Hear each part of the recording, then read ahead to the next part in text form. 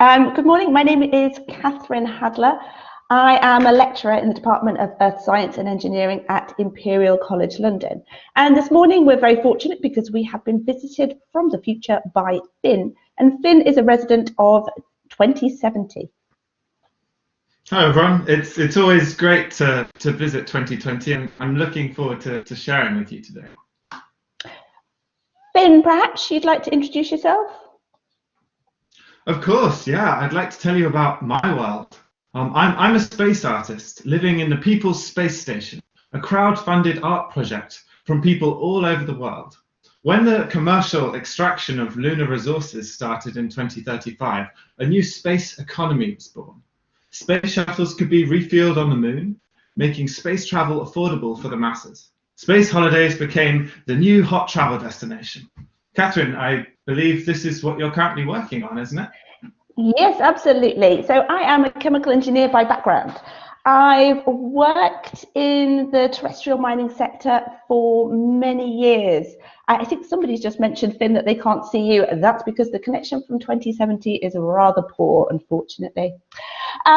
Anyway, so I've been working in the mining sector for many years, and my research is focused on ways in which we can make Earth mines recover valuable minerals more efficiently, more effectively.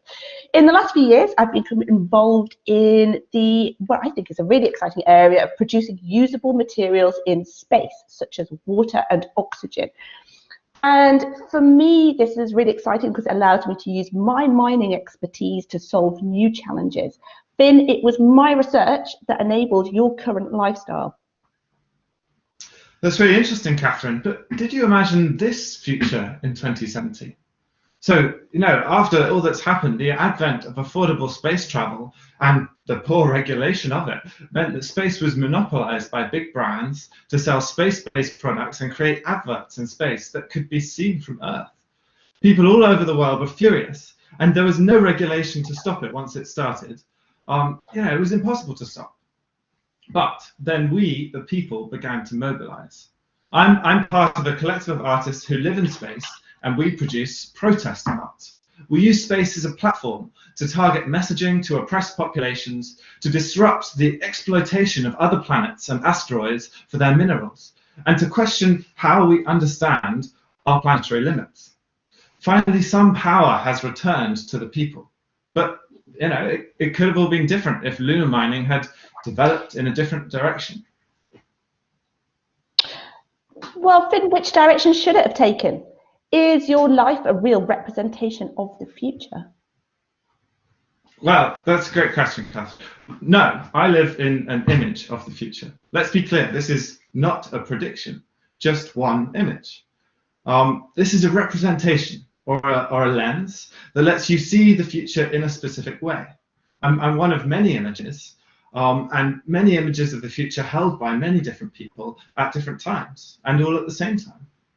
I specifically was created in a public workshop at around 6:45 on the 27th of May 2020.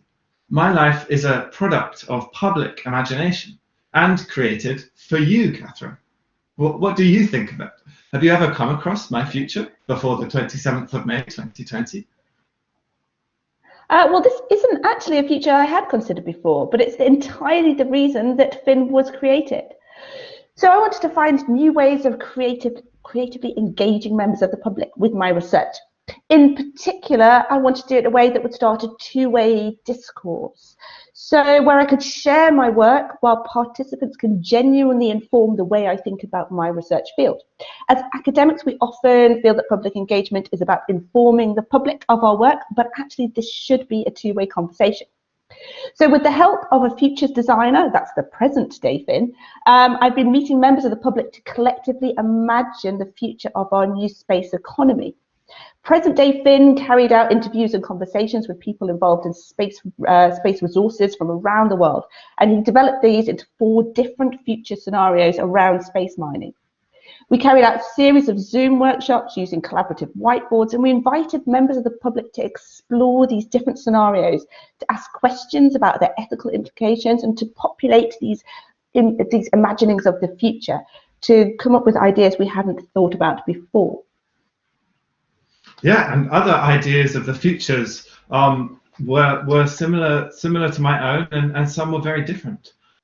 People imagined the influence of space habitation on Earth's religions, or the regulation of space companies through Twitter whistleblowers and social media call-outs. There are many more images of the future like mine that you could only really imagine by bringing diverse groups of people together to imagine.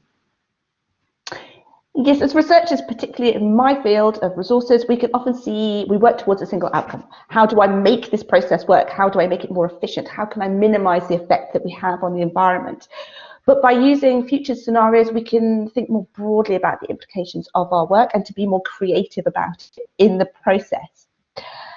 In this project, thinking about the future allowed members of the public to contribute to the conversation in imaginative ways. And this gave new context to think about the future of space resources and space mining. What's also important is that thinking about the future in this way removes some of the power imbalance, because the researcher doesn't know everything. So for the last word, let's return to Finn from the future.